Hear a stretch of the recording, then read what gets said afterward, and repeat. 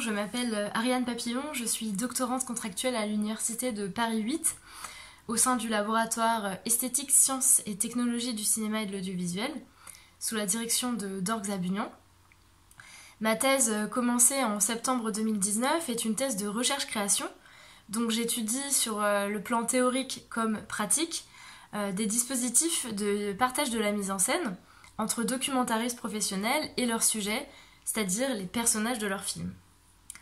Avec cette communication, aujourd'hui, je propose de réfléchir à la manière dont l'outil technique du smartphone, conjugué à la connexion Internet, ont reconfiguré les possibilités d'auto-exposition dans les contenus documentaires et questionné les pratiques des professionnels de l'audiovisuel.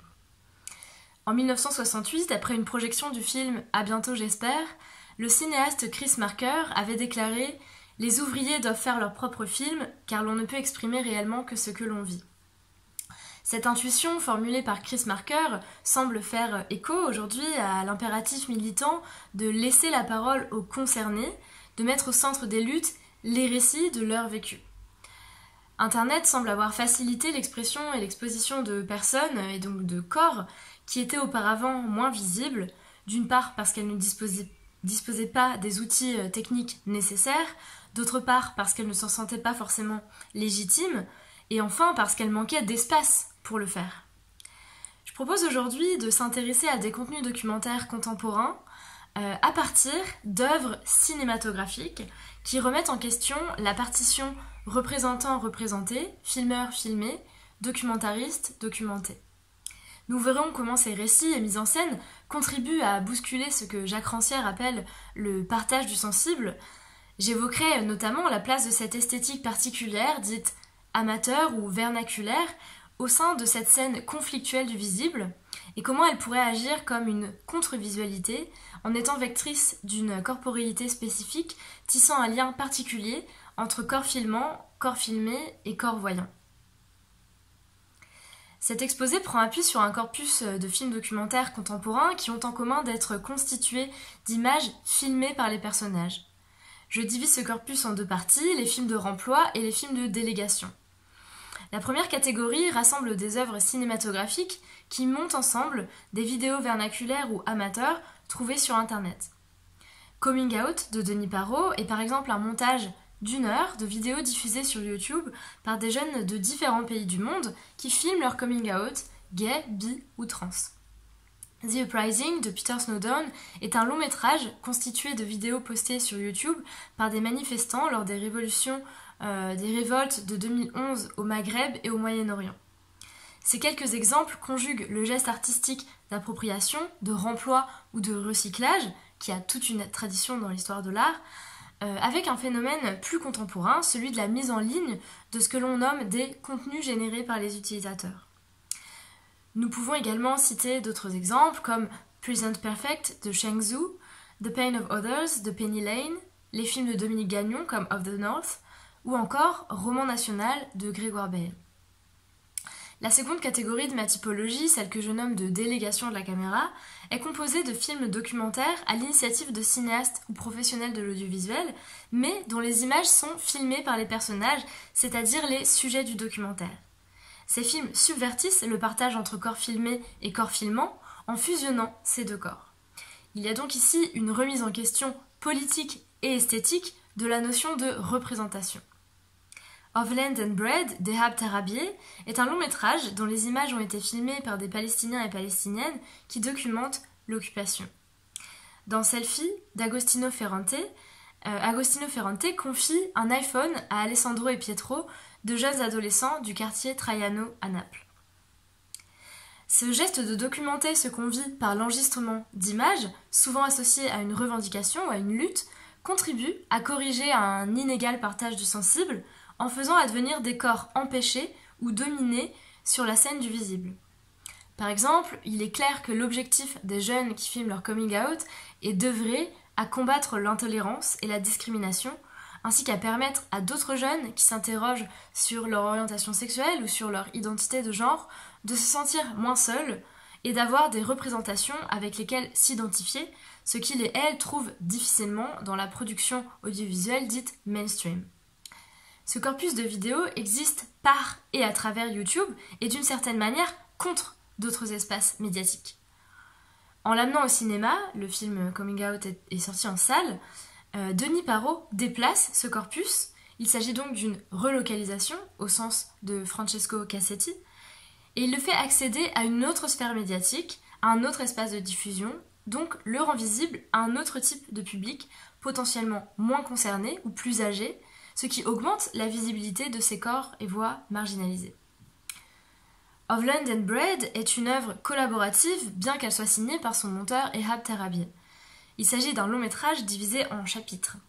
Ces séquences sont réalisées par des Palestiniens et Palestiniennes qui filment des scènes d'humiliation ou d'agression commises par des Israéliens, colons ou militaires. Le film est produit par l'association de défense des droits humains B'Tselem qui a fourni des caméras à ces personnes.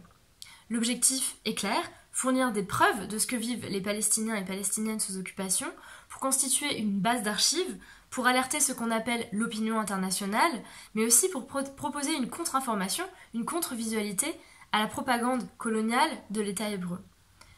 Les images tournées par des caméras mobiles sont arrimées au corps. Filmer est donc à la fois une lutte physique et symbolique. Michael Goldman écrit que ce film illustre le pouvoir réparateur du contrôle de son propre récit. The restorative power of controlling one's own narrative. Prenons l'exemple du film The Uprising de Peter Snowden. Ce documentaire est entièrement composé de vidéos enregistrées et diffusées sur Internet en 2011 lors des soulèvements populaires en Tunisie, Égypte, Syrie, Bahreïn ou Koweït. Beaucoup de ces images ont été enregistrées par des corps littéralement en danger de mort, alors qu'ils revendiquent leurs droits en manifestant pacifiquement. Cette lutte et ce danger sont perceptibles jusque dans les caractéristiques des images. Souvent, la caméra tremble au rythme d'une course ou pivote rapidement alors que le filmeur se retourne pour constater ce qui se passe autour de lui.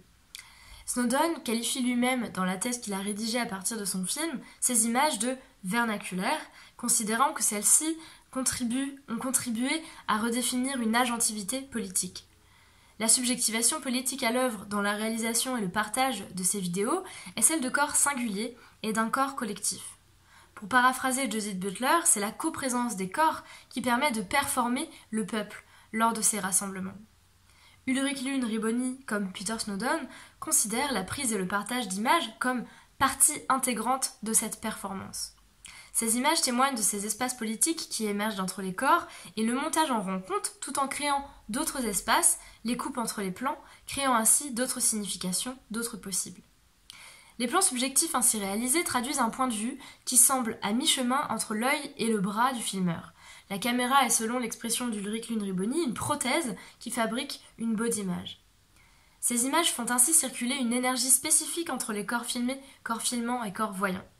Peter Snowden parle d'une fonction haptique des vidéos vernaculaires qu'il remploie, fonction qui implique une subjectivité dispersée, c'est-à-dire une conscience de soi profondément interconnectée avec les autres.